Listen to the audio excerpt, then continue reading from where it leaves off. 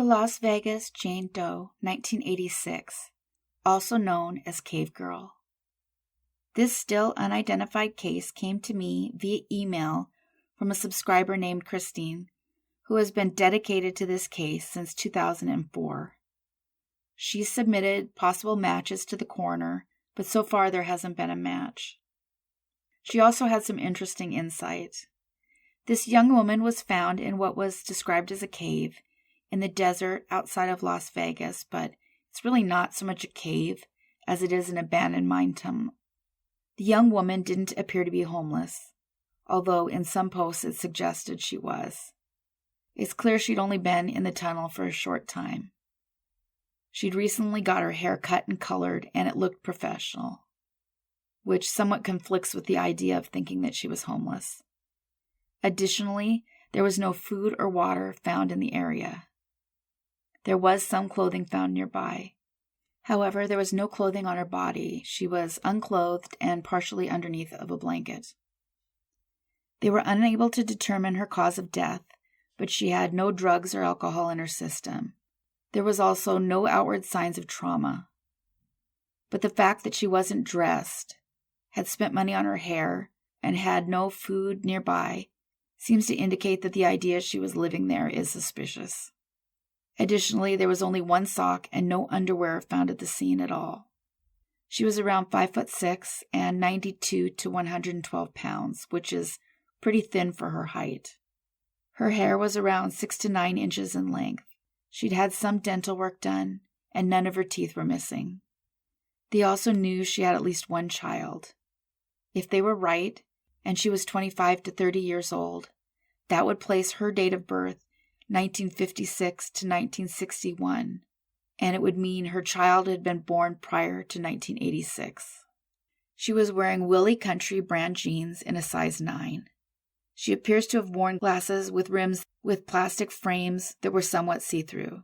She also had with her a plastic Colgate mouthwash bottle and Kissing Stick brand lip gloss, as well as a book of matches. There was some belief that she was from the area, but Christine had a good point that Las Vegas wasn't the size then that it is now, and it's always been a tourist trap. There were around 400,000 residents there in the 1980 census, and while that's not tiny, they would hopefully have known if someone went missing from Clark County at the same time. A huge complicating factor is that Vegas is, and always has been, a draw to people from other areas. For both vacation and work, she truly could have been from anywhere.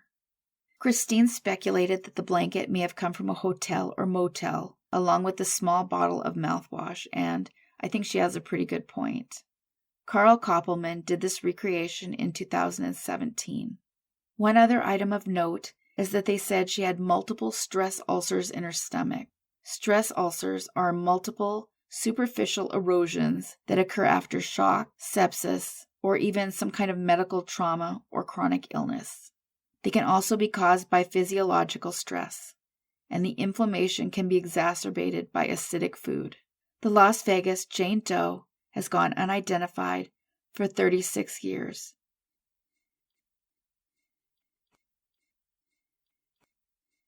The Angel of the Meadow, 2010, Manchester, England. On the 25th of January 2010, construction workers were working an abandoned car park on Miller Street in Manchester city centre, and that place is known as Angel Meadows. It's a pretty old area. Some of the park had gone unchanged since the 1960s. The area is described as pretty gross and is said to contain more than half a century worth of debris in some spots. The construction crew suddenly came upon a rolled carpet. It had been rammed between the fence and a wall, and as the years went by, piles of dirt settled upon it. Much to their horror, they realized it wasn't just a carpet, but there was a person inside. It was the perfect spot for someone to have placed her, not to have her be found for a while. Dirt kept landing on top, and it was a hiding place within a hiding place. The examination suggested she was 16 to 30, 155 centimeters to 179 centimeters tall, which is 5'1" to 5'7", and she wore a size 12. She'd been receiving dental care, but her upper right premolar was missing, and it would have been visible to those who saw her smile. She'd been beaten and had fractures to her jaw, neck, and collarbone. She was wearing no clothing from the waist down, leading police to believe she was assaulted. They also believe she was born between 1950 and 1954. Usually I try to figure out possible dates of birth, but in this case, this one was figured out by the police, and it's a smaller window than their age estimate might suggest. They think her life was taken between 1975 and 1988, although she wasn't found until 2010. So I would take that date of birth with a grain of salt. If they don't know when she passed away, I don't know how they can say that.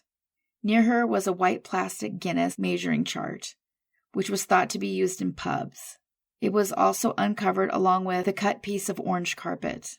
The plastic Guinness chart dates back to the 1960s.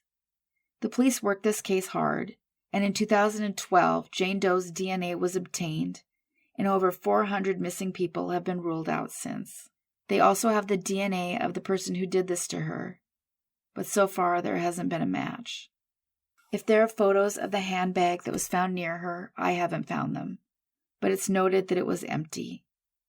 Anyone with any information on this case can call Crime Stoppers at the number listed. The Angel of the Meadow has gone unidentified for 19 years.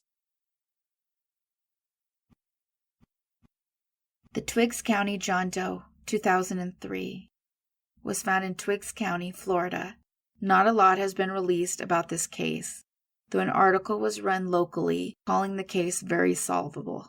And it's true that they were able to do a recreation that may also help identify this man. He was around 5'7" tall and likely of Asian or Hispanic descent. They believe he was 25 to 43, which would mean he was born 1960 to 1978. A military fuel truck was traveling to Savannah, Georgia, from Macon, Georgia, and it found itself accidentally overturned in Twiggs County, spilling gallons of fuel out on I-16 West, right before the Segota Road exit. This happened about 14 miles east of Macon. As awful as this is, it was a blessing for this man. During the cleanup efforts, human remains were found. The man was skeletonized and had been spread throughout the area. It was clearly not an accident, as some of the remains were partially buried. It appears that scavengers were responsible for unearthing what was found. The Twiggs County John Doe 2003 has gone unidentified for 19 years.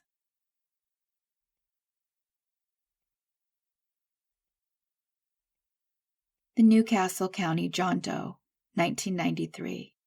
The Newcastle John Doe was found off Marsh Road near I-95 in Brandywine, near Wilmington, Delaware. They believe he was either of Native American or Asian descent. Around 5'9" to 5'11", he had heavy tartar and nicotine deposits on his teeth, so he may not have been getting regular dental care, and was likely a smoker. That said, however, he didn't have any cavities. He was likely 20 to 40, which is a pretty large gap. That would give him a birth date of 1953 to 1973. His DNA has been entered into CODIS, but there has been no match so far. This is why family members submitting to NamUs is so important. It's the quickest way for identification. The Newcastle John Doe was wearing brown slipper shoes with rubber soles.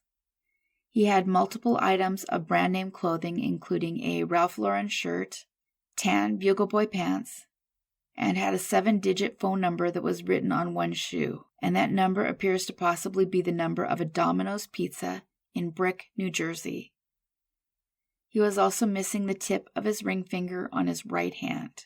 Whenever he lost it was much earlier, as the stump of his finger was well healed. It also appears he may have had a neck injury in the past. They also noted that the right thumb and pinky finger had extra long fingernails, and those nails were well groomed. In his front pocket, he had a piece of tissue wrapped around 3 unspent .38 caliber bullets. Someone had blindfolded him and then wrapped and dumped him off the side of the road, although it doesn't say exactly what he was wrapped in. His cause of death isn't listed. He'd been where he was found for several weeks prior to being located.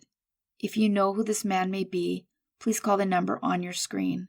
The Newcastle John Doe has gone unidentified for 26 years. Thank you, everybody, for watching and listening. Don't forget to subscribe if you haven't yet. Take care of yourselves and each other.